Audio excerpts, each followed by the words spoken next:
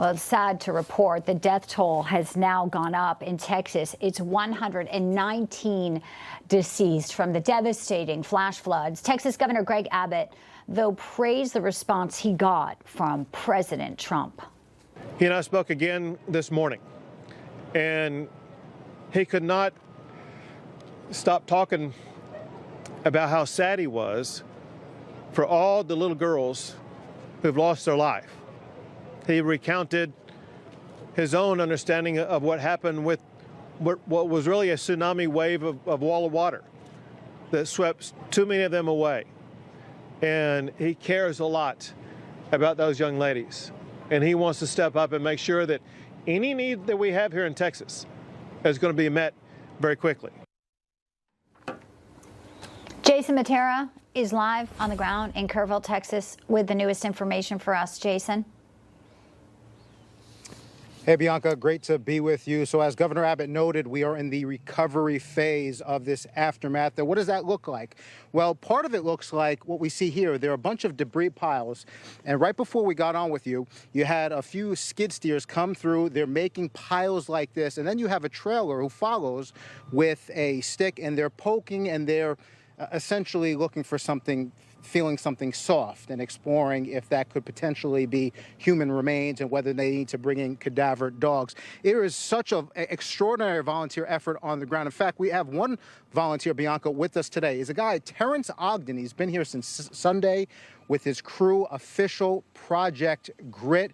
And he doesn't even live nearby. But Terrence, you were telling us that once you heard the news, you had to come. Why? Yeah, I got tired of just sitting there hearing about it on the news, and I felt compelled I'm gonna get off my butt and get down there and get after it.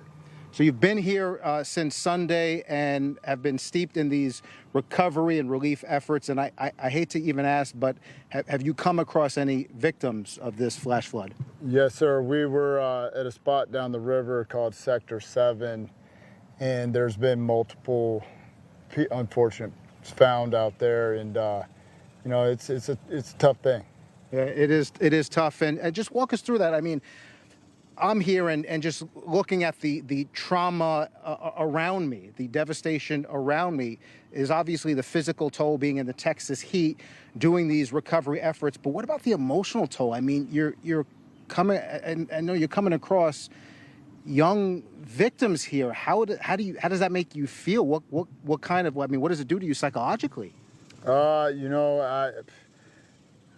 I kind of have thick skin, you know, and so, you know, I just think if I was in that situation, or a loved one of mine was in that situation, I'd want that to happen. And I just think of the Bible verse, Isaiah 6:8, you know, send me, you know, and so that's how we're raised here in Texas. Let's be selfless and get out there. And family and faith are two big things.